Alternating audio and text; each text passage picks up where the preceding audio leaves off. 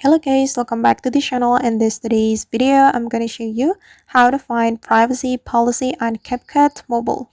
Okay, first of all, open your CapCut application on your phone.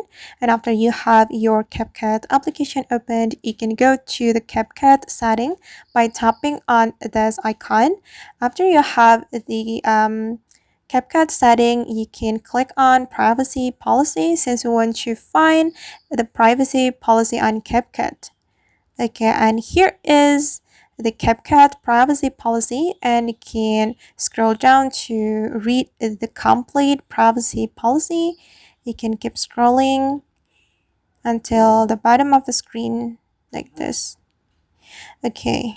Alright guys, and that's how we can find privacy policy on CapCut. I hope this tutorial will be useful for you.